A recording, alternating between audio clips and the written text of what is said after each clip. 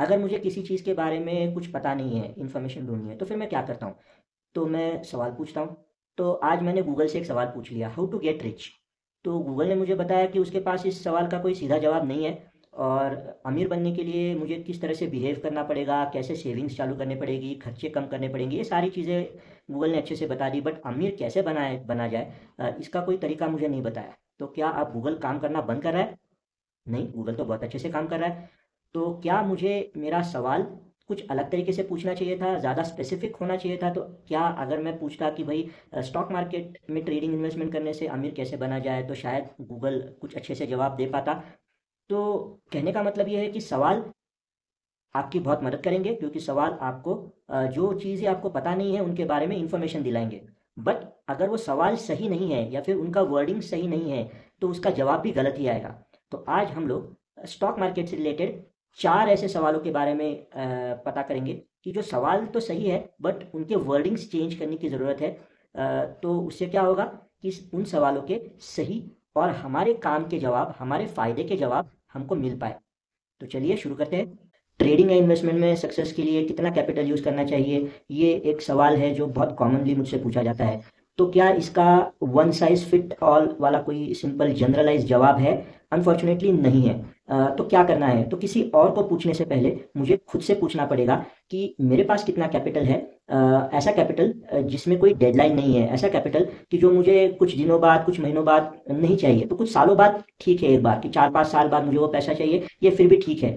लेकिन 6 महीने बाद मुझे वो पैसा चाहिए, 2 महीने बाद पैसा चाहिए, साल भर बाद पैसा चाहिए, ऐसा वाला कैपिटल ट्रेडिंग या इन्वेस्टमेंट में मत लेके आइए, क्योंकि उसमें फिर प्रेशर रहेगा, और फिर वो प्रेशर आपसे शायद ट्रेडिंग या इन्वेस्टमेंट से रिलेटेड गलत डिसीजंस लेने पे आपको मजबूर करेगा, जल्दबाजी में निर्णय या फिर डिसीजंस लेने में आपको मजबूर करेगा। तो ये सबसे पहली चीज़ याद रखनी है। कैपिटल के बारे में मैंने जो नोटिस किया है कि लोग कभी कभी बहुत कम कैपिटल के साथ ट्रेडिंग करने की शुरुआत करते हैं। तो वैसा नहीं करना है, क्योंकि बहुत कम कैपिटल से ट्रेडिंग करने के बाद आपको उतने रिटर्न्स नहीं मिलते हैं ना, क्योंकि पैसा कम लगा है तो उस पर जो पैसा बनेगा वो भी कम बनेगा, तो सेटिस्फैक्शन नहीं आएगा। तो वैसे नहीं करना है। फिर काफ़ी लोग ट्रेडिंग शुरू ही नहीं करते, क्योंकि उनको लगता है कि हमारे पास सफिशिएंट कैपिटल ही नहीं है। तो उनके लिए मेरा ये मानना है कि ट्रेडिंग ये रिटर्न ऑन इन्वेस्टमेंट का गेम है, ये कैपिटल का गेम हमने उसको बना के रखा है, क्योंकि हम ये सोचते हैं कि अगर मैंने किसी कंपनी में हज़ारों शेयर्स खरीदे तभी कुछ होगा। ऐसा नहीं है। मेरे पास कितना कैपिटल है ये सिचुएशनल होता है हमेशा।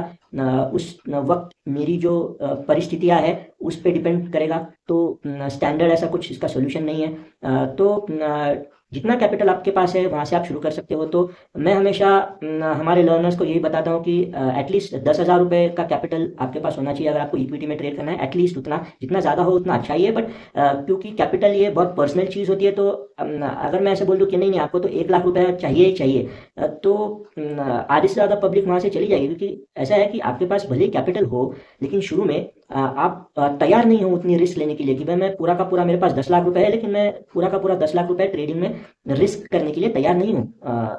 और उसमें कुछ गलत नहीं है। तो मिनिमम उतना कैपिटल आपके पास होना चाहिए 10,000 का, उससे ज़्यादा होगा तो बहुत अच्छा है, बट उससे कम कैपिटल के साथ आप ट्रेडिंग शुरू मत करिए। तो कैपिटल का आपका मामला सुलझ जाएगा। याद ये रखना है कि capital does not matter, return on your capital will always be more important. तो जब मार्केट करेक्ट होता है, तो एक और सवाल अ, हमेशा पूछा जाता है मुझसे, वो ये है कि मेरा स्टॉक है जो अब नीचे जा रहा है, तो क्या मैं इसको होल्ड करूं या बेचूं? तो इसको दो अलग तरीके से सोचिए। तो स्टॉक है आपके पास, नीचे जा रहा है, ठीक है, कुछ डिसाइड करना पड़ेगा।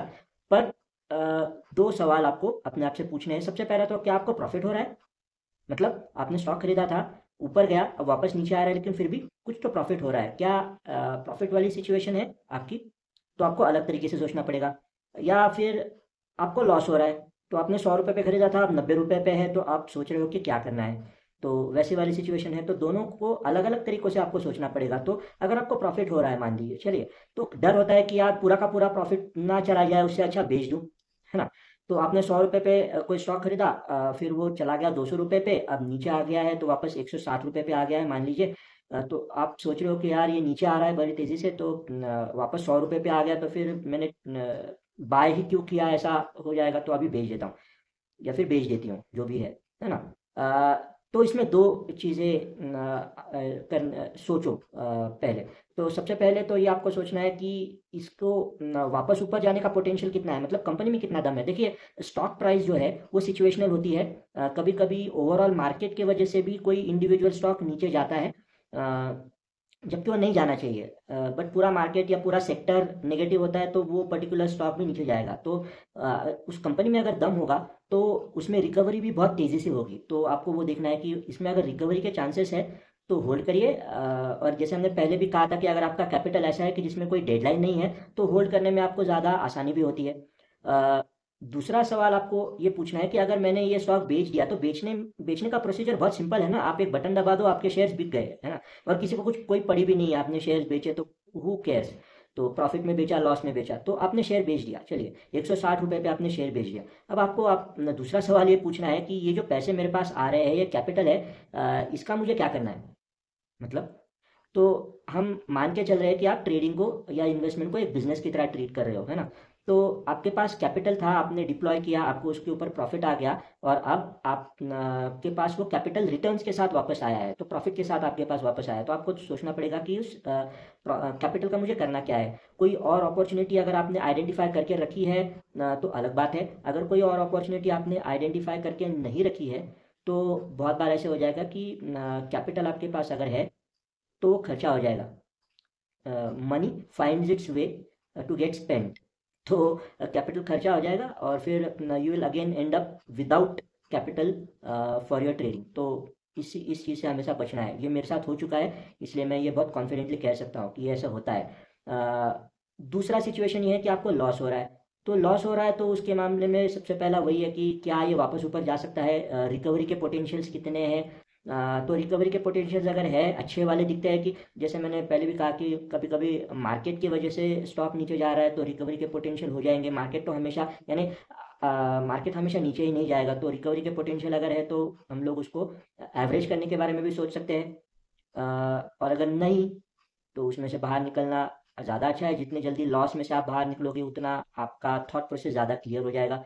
तो मार्केट नीचे जा रहा है, इसको अलग तरीके से देखो, आपके इंडिविजुअल स्टॉक के हिसाब से देखो, क्योंकि अब आप पूरे मार्केट का व्यू नहीं ले रहे हो। आप एकदम से नैरो व्यू ले रहे हो। जो आपके पास स्टॉक्स है उनके बारे में आप सोच रहे हो, और उनका जर्नी कभी कभी अलग होता है, क्योंकि आज हम लोग इंडेक्स को ही मार्केट समझ लेते हैं, जो कभी कभी सही है और कभी कभी एकदम गलत तरीका है मार्केट की तरफ देखने का। तो अगर आपका स्टॉक नीचे जा रहा है तो इन दो सवालों का जवाब ढूंढिए। आपको उस स्टॉक के साथ क्या करना है, इसका भी जवाब बहुत आसानी से मिल जाएगा। आजकल हम ऐसे हालात में जी रहे हैं कि न्यूज़ बहुत जल्दी हमारे पास पहुंचती है, तो इन्फॉर्मेशन के एज में है। तो बस कोई चीज़ होती है, कुछ इवेंट होता है, और कुछ मिनटों में सबके फ़ोन पे नोटिफिकेशन आ जाता है कि ऐसा कुछ हुआ है। अब ये न्यूज़ जब आती है तो कभी कभी जो बाय करने वाला है या जो बायर है, वो पैनिक में आ जाता है। अरे मेरे पास न्यूज़ आ गई, कुछ करना पड़ेगा, बाय करना पड़ेगा, न्यूज़ अच्छी लग रही है तो चलो बाय करें कि नहीं करें। तो न्यूज़ के ऊपर बाय बहुत करते हैं आजकल लोग, क्योंकि न्यूज़ बहुत आसानी से हम तक पहुंच रही है, इन्फॉर्मेशन पहुंच रही है। तो ये जो न्यूज़ है, ये जो इन्फॉर्मेशन है, इसके बारे में मेरा बहुत क्लियर कट मानना है कि न्यूज़ क्या है, इससे ज़्यादा ज़रूरी है कि न्यूज़ कौन बता रहा है।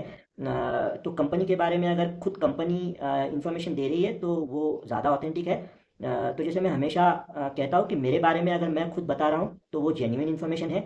मेरे बारे में अगर कोई तीसरा शख्स कुछ बोल रहा है तो उसमें शायद अफवाह भी हो सकती है। तो न्यूज़ के ऊपर बाय करते वक्त बहुत सावधानी बरतनी है। ये सवाल बहुत अच्छा है कि न्यूज़ अच्छी है, चलो कुछ करते हैं, खरीद लेते हैं, बट न्यूज़ को पहले कंफर्म करिए। और दूसरी चीज़ ये करिए कि हड़बड़ाहट में उसको बेचिए मत, क्योंकि कभी कभी न्यूज़ का इफेक्ट डिले से होता है, लैग इफेक्ट होता है, कि कभी कभी न्यूज़ तो आ जाती है, आप स्टॉक खरीद लेते हो और फिर बहुत देर तक उसमें कुछ होता ही नहीं है। तो ऐसा लगता है कि यार ये न्यूज़ पे खरीद लिया, फ़ायदा क्या हुआ। तो न्यूज़ का इफेक्ट डिलेड होता है। तो न्यूज़ में फॉलोअप भी रखना है कि न्यूज़ आ गई तो फॉर एग्जांपल न्यूज़ आ गई कि किसी कंपनी ने कोई बड़ा ऑर्डर साइन कर लिया है, तो उसका आगे क्या होता है, उनको पेमेंट किस तरह से मिलने वाला है, ऑर्डर एग्जीक्यूशन किस तरह से होने वाला है, इस पे आपको ध्यान रखना पड़ेगा। क्योंकि अगर ऑर्डर एग्जीक्यूशन डिलेड है, यानी 6 महीने बाद, 8 महीने बाद काम शुरू होने वाला है, उसके बाद उनको पेमेंट मिलने वाला है, तो कभी कभी शेयर प्राइस आज से ही बढ़ेगी नहीं ना, क्योंकि पैसा तो 6 महीने बाद आने वाला है कंपनी के पास। तो न्यूज़ में कभी कभी ये लैग इफेक्ट भी होता है, इसके बारे में भी आपको ध्यान रखना पड़ेगा अगर आप न्यूज़ के ऊपर बाय कर रहे हो। वैसे सवाल बहुत सही होता है कि न्यूज़ हमारे तक पहुंची है तो कुछ तो करना पड़ेगा, न्यूज़ बहुत है, उस न्यूज़ को फ़िल्टर करना सीखना है। ये सवाल भी काफ़ी बार पूछा जाता है कि कंपनी वगैरह तो सब ठीक है, लेकिन शेयर का प्राइस कितना है? तो क्या ये सवाल सही है? तो ये सवाल बिल्कुल गलत है, क्योंकि प्राइस का और शेयर का पोटेंशियल का कोई ख़ास संबंध नहीं है। तो 12-13 रुपए वाला आइडिया का शेयर हमने 5 रुपए पे जाते हुए देखा है, और 50,000 रुपए वाला एमआरएफ का शेयर हमने 1.25 से 1.5 लाख तक जाते हुए देखा है। तो ये सवाल क्यों आता है? तो ये सवाल इसलिए आता है कि हमको लगता है कि अगर शेयर की प्राइस कम होगी तो जितना कैपिटल हमारे पास है उस कैपिटल को यूज़ करके हम लोग ज़्यादा शेयर्स खरीद सकते हैं। तो ऑब्वियसली अगर मेरे पास 1 लाख रुपए का कैपिटल होता तो आइडिया के ज़्यादा शेयर्स में खरीद पाता और एमआरएफ के कम शेयर्स मेरे पास होते। Would it have made a lot of difference? तो ज़्यादा शेयर्स खरीद कर भी मेरा आइडिया में लॉस ही हो रहा होता, और कम शेयर्स खरीद कर भी मेरा एमआरएफ में प्रॉफिट ही हो रहा होता। तो पोटेंशियल ज़्यादा इंपॉर्टेंट है और रिटर्न ऑन कैपिटल ज़्यादा इंपॉर्टेंट है। Number of shares is just a number. तो कितने शेयर्स खरीदने को मिलेंगे इसके बारे में मत सोचिए, तो फिर आप शेयर की प्राइस देखना बंद करोगे और उसका पोटेंशियल देखना शुरू करोगे। कम प्राइस शेयर, अगर पोटेंशियल अच्छी है तो कम प्राइस वाले शेयर्स खरीदने में कोई बुराई तो है नहीं। चलिए, तो अब इम्प्लीमेंटेशन का वक्त आ गया। तो कोई सवाल सही या गलत नहीं होते, इनफैक्ट सवाल अच्छे ही होते हैं। सवाल आपको रास्ता ढूंढने में मदद करेंगे, लेकिन सवालों के वर्डिंग्स के ऊपर ध्यान देना है। सही सवाल पूछेंगे तो सही जवाब मिलेंगे। तो क्या करना है? तो कैपिटल कितना चाहिए इसका सवाल आपको खुद से पूछना है, दूसरों को पूछने से पहले, क्योंकि आपकी फाइनेंशियल सिचुएशन, आपकी फाइनेंशियल रिक्वायरमेंट ये आपको ज़्यादा अच्छे से पता है किसी और के बजाय। तो दूसरा क्या करना है? तो ना न्यूज़ आ गई, तो न्यूज़ के ऊपर ना बाय करे कि ना करे ये सवाल पूछने से ज़्यादा ज़रूरी है कि वो न्यूज़ कहाँ से आई है ये पता करना, और उस न्यूज़ का पोटेंशियल कितना है ये पता करना।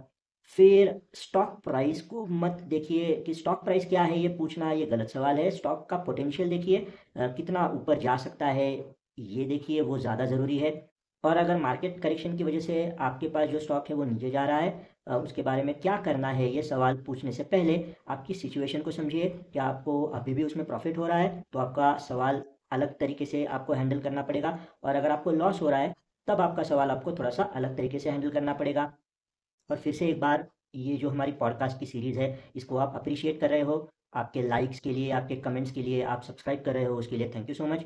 तो मार्केट को एंजॉय कीजिए और होपफुली मार्केट आपके हर वो फाइनेंशियल सपने को पूरा कर पाएगा जो आपने देखा है।